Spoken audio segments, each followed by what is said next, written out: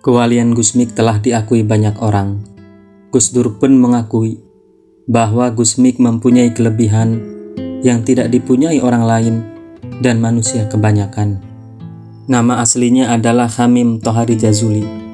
Lahir pada tahun 1940 dan wafat pada tahun 1993. Dalam salah satu riwayat cerita, karena saudara-saudaranya waktu kecil susah ketika mengucapkan nama Hamim, malah yang terucap adalah Mik, lalu dipanggilah beliau dengan Gusmik. Adalah putra ketiga dari pasangan Kiai Haji Ahmad Jazuli Usman, pendiri pesantren Al-Falah Ploso Kediri, dengan Nyai Hajah Rodiah. Semasa hidupnya Gusmik dikenal sebagai kiai nyeleneh yang berkaromah.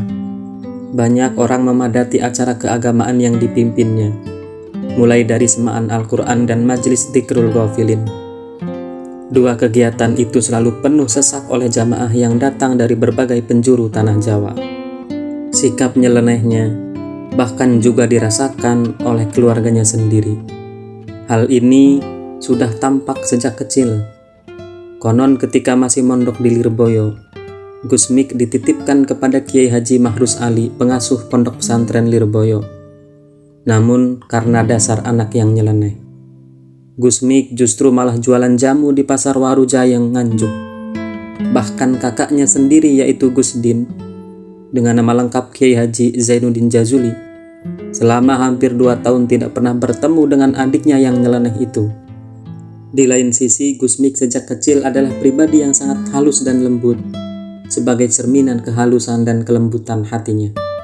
Tutur kata dan tingkah lakunya penuh kesopanan dan mengagumkan, membuat siapa saja yang berada di dekatnya merasa teduh, tenang, dan damai. Bahkan ketika berjalan, Gusmik sejak kecil selalu menundukkan kepalanya ke bawah, seakan mencerminkan kerendahan hatinya. Langkahnya pelan, penuh kehati-hatian dan ketenangan, membuat orang yang melihatnya terpukau dalam keanggunan dan keheningan perilakunya. Gusmik lebih suka menyendiri dibanding harus berdekatan dan bercengkrama dengan saudara-saudaranya atau dengan para santri, bahkan dengan ibunya sendiri. Ini seolah menyimpan misteri yang tidak terjawab karena beliau sangat pendiam. Gusmik sangat senang melihat orang memancing di belakang pondok ayahandanya, dan para pemancing itu pun senang pula, karena setiap ada Gusmik hadir, ikan-ikan berdatangan bergerombol. Selain itu, Gusmik kecil juga memiliki suara yang merdu, lebih menonjol dibanding saudaranya yang lain pada saat bersama-sama mengaji Al-Quran. Bacaannya fasih, mendayu-dayu, dan mampu menyejukkan hati pendengarnya. Dalam pendidikannya, terutama Al-Quran, Gusmik untuk pertama kali dibimbing langsung oleh ibundanya, Nyai Rodiah. Selanjutnya diserahkan kepada Ustadz Hamzah. Proses belajar itu tidak berlangsung lama. Baru mendapat 1 juz, Gusmik sudah minta khataman Al-Quran. Salah satu kisah yang luar biasa tentang Gusmik adalah bahwa beliau jarang berangkat untuk mengaji, justru lebih banyak keluyuran. Akan tetapi, beliau mampu menghatamkan Alfiyah dengan sangat sempurna. Bahkan jika Gusmik hadir mengaji pun, beliau tetap sama seperti sebelumnya. Di saat saudara dan teman-temannya mengaji, Gusmik hanya keluyuran dan bermain-main di tempat mengajinya, atau sekedar tiduran di samping Kiai Haji Jazuli yang sedang mengajar ngaji.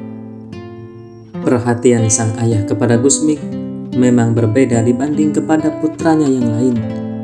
Kiai Haji Jazuli hanya akan memulai mengaji jika putra-putranya sudah berkumpul, dan jika tidak mau mengaji, maka beliau akan marah sekali. Tetapi jika Gusmik yang tidak mau mengaji, maka Kiai Haji Jazuli membiarkannya saja.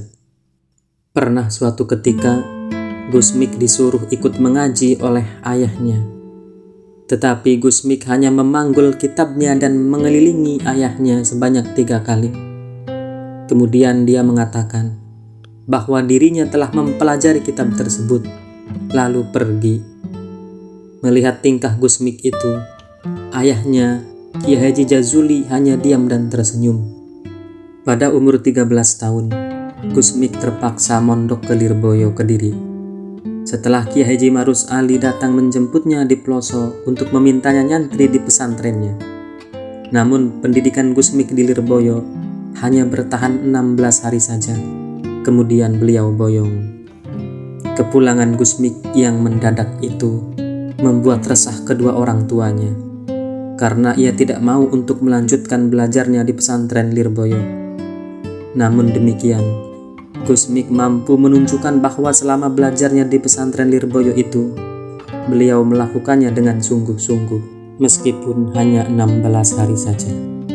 Dalam hal ini, beliau buktikan sendiri kepada orang tuanya, yaitu dengan cara mengganti semua jadwal pengajian yang biasa diasuh oleh ayahnya di pelosok, seperti kitab Fathul Qorib, Fathul Mu'in, Jam'ul Jawami, Sahih Bukhari, Sahih Muslim, Tafsir Jalalain, Iqna, Ihya Ulumuddin. Dan pada titik ini, orang tuanya akhirnya mengakui adanya karomah atau kelebihan, kewalian pada sosok anaknya, Gus Mik.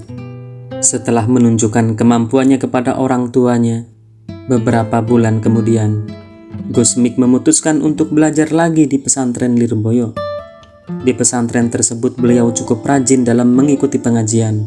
Namun beliau mempunyai kebiasaan yang sulit untuk dihilangkan, yaitu ketika santri lain sedang sibuk mengaji, ia hanya tidur dan meletakkan kitabnya di atas meja.